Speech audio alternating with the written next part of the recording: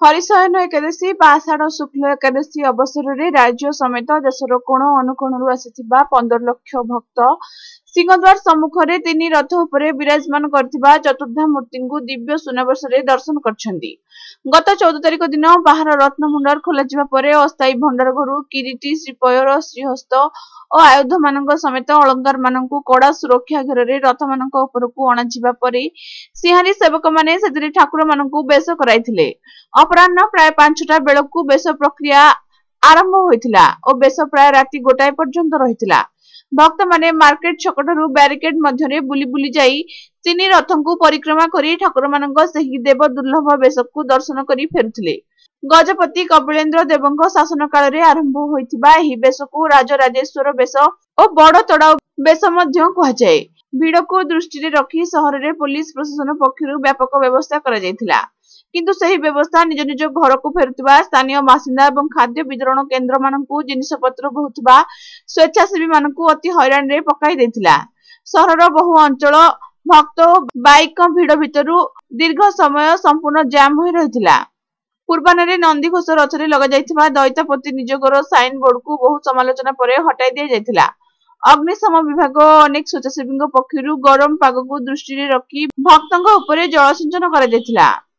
सहरर बहु स्थान में स्वेच्छासेवी माने भक्त को रंधा खाद्य चा बिस्कुट चूड़ा घसा पीवा पानी पणा और टंकतोराणी आदि प्रदान करथिले। गहली रे शह शह मोबाइल मनी पर्स अलंकार आदि लूट होइथिबा खबर मिलिथिबा बेले उत्तर द्वार निकट में सामान्य बचसा को केन्द्र करी आम पुलिस रो जने स्वेच्छासेवी बंधु जने युवक को छुरी भूसी देथिला।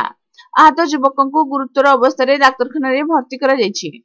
आक्रमण कले कोठी आक्रमण कले पानी टंकी चिकेन काउंटर पाखापाखि से जड़े भाई व्हाइट कलर ड्रेस पिंधे सहित जड़े थे जे ब्लाक कलर ड्रेस पिंधे पतला से जड़े भाई मारदे। कौन पे माइले से आम सहित पाटितुंड कर मारदे। पाटितुंड कौन पे कले से कौन करते आम पुलिस जगुले से ठेला पेला है फास्ट आमको बाड़े तुम से आम कहला बेलू सी आमको आसिकिना कहले किए पार्टी कर आस कौन को छुरी मार आम पुलिस गंजी पिंधि आज्ञा सी कि मारना सहित जड़े सांग थे सी मार्चन छुरी कला रंग गंजी पिंधि तुम पिला चिन्ह पार। आज्ञा आंक ना कौन जहाँ मार्च राजेश कौट घर लोकनाथ राजेश कुमार कौन महांती लोकनाथ रोड बयस 18। गहली रे आहत होइथिबा भक्त मानकु पुरी जिला red cross Saint John ambulance और ईश्वर आदि संगठन स्वेच्छासेवी माने बड़दाण्ड और बड़ डाक्तरखाना रे प्राथमिक चिकित्सा जोगाइथिले। होटेल और लॉजिंग मानकर अत्यधिक दर सत्वे स्थानाभाव कारणरू लक्ष लक्ष पुरुष और महिला पिला छुआंक सह बेलाभूमि बड़दाण्ड स्टेशन यात्री आश्रय स्थल आदि रे रात्रि यापन करथिले।